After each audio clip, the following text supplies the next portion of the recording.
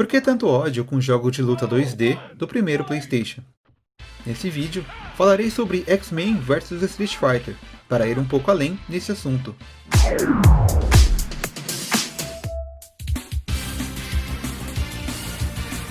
Optic Blast! Shinku Hadouken!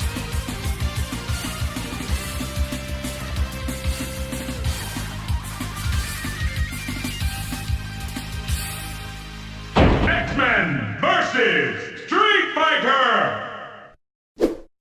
Olá, sou o Sérgio Sampa, do 88 Milhas, e quero abordar um outro lado relacionado aos jogos de luta 2D do PlayStation. Mas antes de começar, lembre de deixar sua curtida caso goste do vídeo, e se ainda não é inscrito, inscreva-se no canal e ative o sino para ser notificado sobre os próximos conteúdos. Em grupos nas redes sociais, sempre que citam jogos de luta do PlayStation 1, principalmente os da série Versus da Capcom, os comentários se resumem a chamá-los de lixo e exaltar as quase perfeitas conversões de Sega Saturn. O papo nunca vai além disso, parece que existe uma barreira que ninguém quer ou tenta atravessar. Porém, há outra forma de olhar para esses jogos, para ser visto e analisado. É verdade que a falta de memória RAM do PlayStation 1 tornava esses jogos bem limitados, e as desenvolvedoras tinham que dar suas sambadas para conseguir entregar algo ao menos jogável.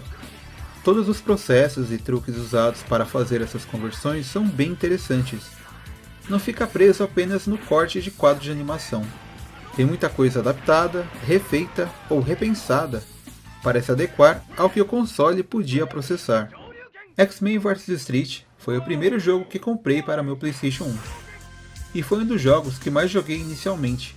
Acho até que o console decorou os dados do CD de tanto ler. Ao mesmo tempo, eu jogava a versão arcade no fliperama, e as diferenças e adaptações do PlayStation sempre me chamaram a atenção, mas não de modo negativo. Elas não chegavam a me incomodar muito, afinal na época era o famoso é o que tem pra hoje. Só fui jogar mesmo a versão para Saturn nas locadoras, onde tinha o CD original com um milagroso cartucho de expansão.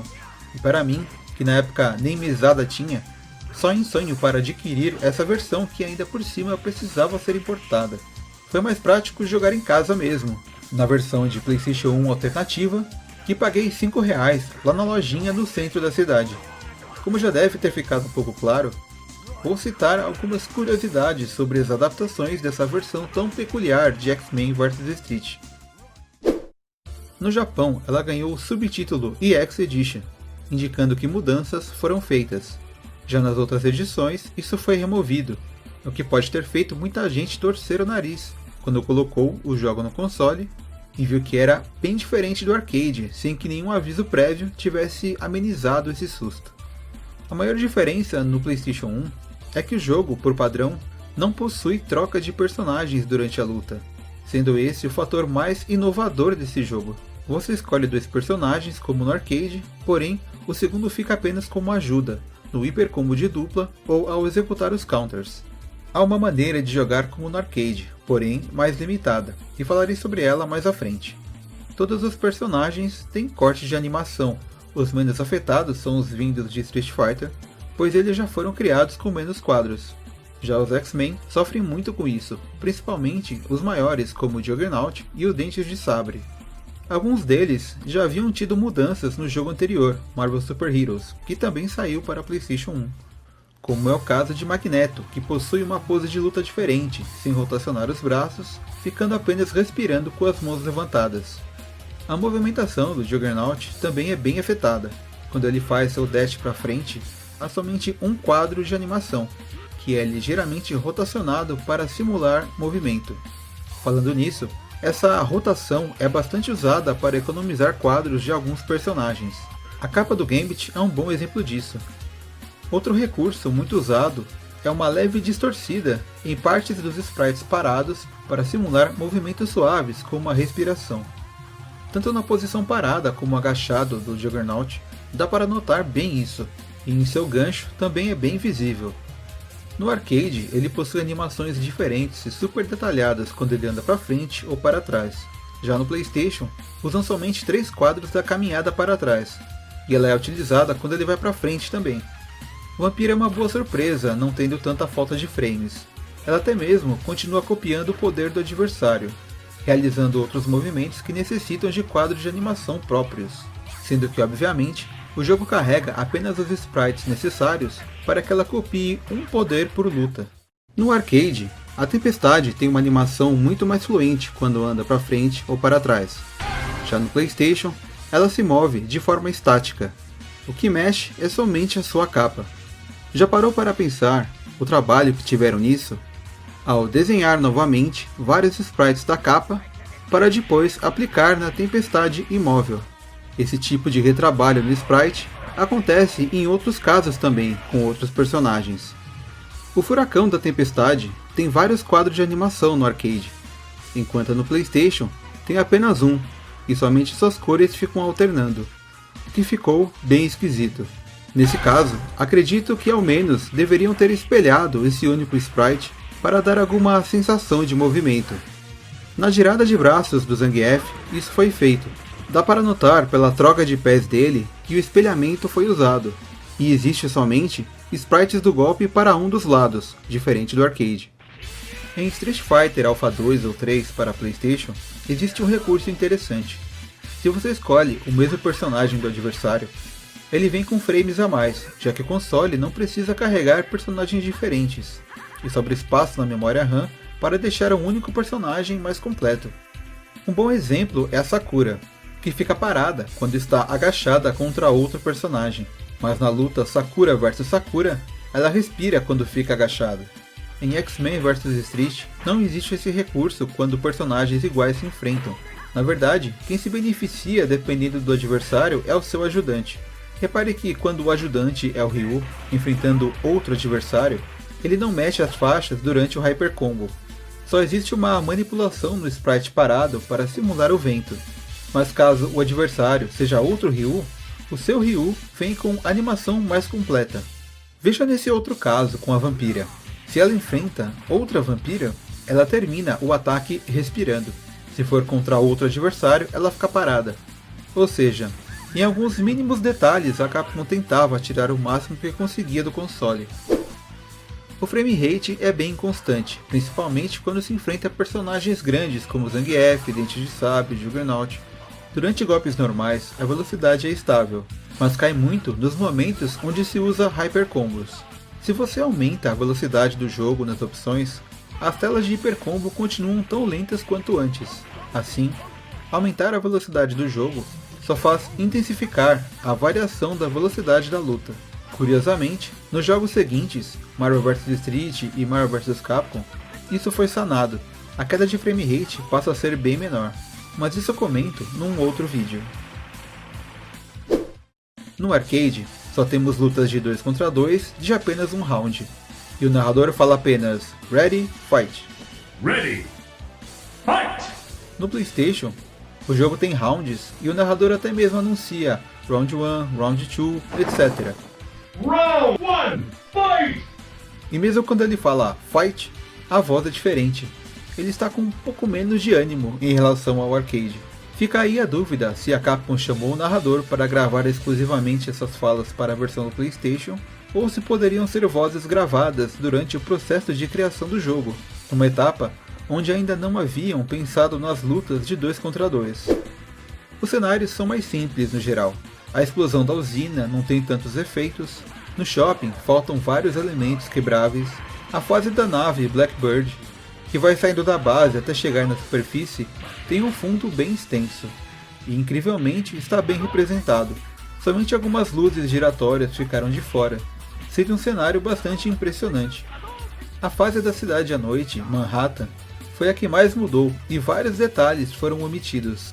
Ela ainda possui a queda para o esgoto, e talvez isso tenha limitado outras animações nela.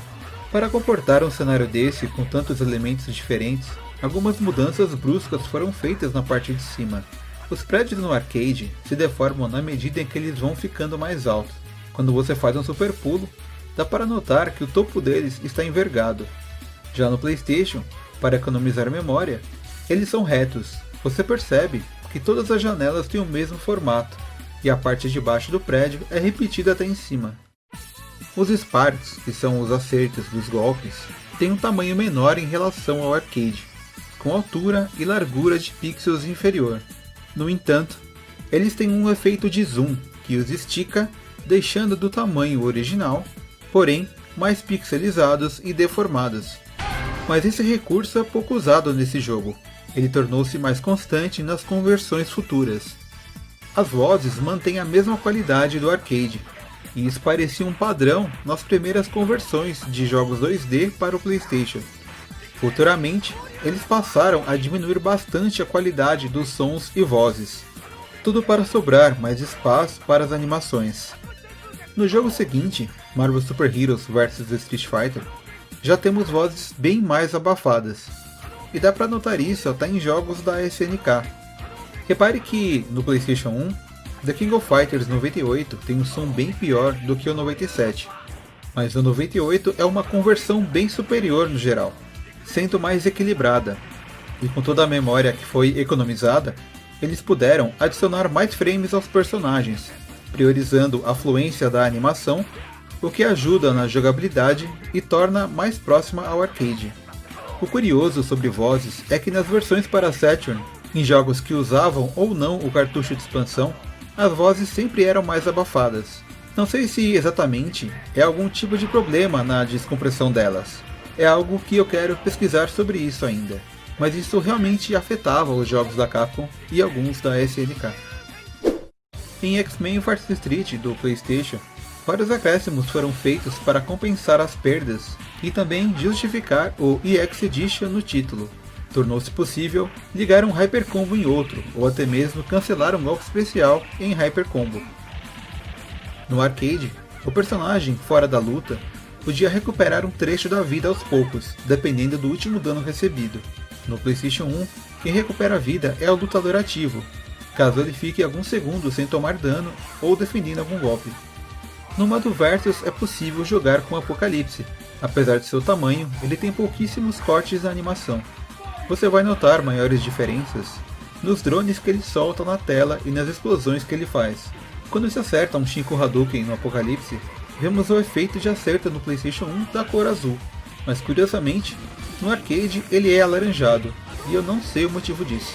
O Akuma faz seu Hyper Combo secreto custando apenas uma barra de Hyper Combo, diferente do arcade onde custa 3, mas ao mesmo tempo, o golpe tira um pouco menos. Como eu disse antes, há como jogar X-Men vs Street no modo 2 contra 2. Para isso, é necessário um código no menu principal que vai abrir um menu secreto, e o tal modo original poderá ser habilitado. Porém, ele só funciona no modo 2 players. Mas como essa mágica acontece? Bom, esse modo só funciona se os jogadores escolherem a mesma equipe com ordem invertida. Por exemplo, Ryu e Ken versus Ken e Ryu. Dessa forma, o jogo continua carregando frames de apenas 2 personagens, mas mostra 4, sendo 2 repetidos e de outra cor. A jogabilidade nesse modo fica como no arcade, não dá para cancelar golpe especial ou Hyper Combo em outro Hyper Combo, e mesmo essa barra de Hyper demora um pouco mais para carregar. Mas a troca de personagens está lá, até mesmo o narrador volta a falar Ready no lugar de Round 1. Porém, o Fight é a versão nova exclusiva do PlayStation. Infelizmente, não dá para jogar sozinho desse jeito e é necessário um amigo para essas lutas. Por algum motivo, quando o personagem vai sair da tela e chama outro, ele não solta nenhuma voz como era no arcade. Mas quando um Hyper Combo de dupla é executado, a troca de personagens no final ocorre normalmente. A queda de frame rate continua acontecendo, mas no fim, as lutas acabam sendo mais rápidas nesse modo. É legal ver que, mesmo que o jogo tenha defeitos, problemas, cortes, houve a tentativa de entregar um bom trabalho. A Capcom tem méritos por se esforçar ao tentar adaptar o jogo. O pessoal gosta de exagerar, falar que o loading demora quase 1 minuto e coisas desse tipo, mas não é verdade. Jogos como Samurai Shodown 3 e The King of Fighters 96 demoram muito mais para carregar. X-Men vs Street está na média entre outros jogos do tipo. Muitas dessas adaptações feitas e vistas aqui no vídeo, aliada ao tempo investido na conversão desse jogo, anula os argumentos de quem diz que a Capcom fez tudo nas coxas ou que ela não se importava com o PlayStation. Na verdade, a cada nova conversão, a qualidade foi subindo. Os próximos jogos da série Versus conseguiram resultados ainda melhores, principalmente na velocidade e número de sprites. E o ápice dos jogos de luta da Capcom no PlayStation foi em Street Fighter Alpha 3, que pegou muitos desprevenidos com uma conversão tão boa que era até mais completa que o original do arcade. Agora chegou o momento de você dizer o que achou do vídeo. Concorda com o que eu disse? Qual a sua opinião sobre X-Men vs Street do PlayStation 1? Consegui trazer alguma informação nova para você? Deixe seu comentário e compartilhe caso tenha gostado, e até o próximo vídeo.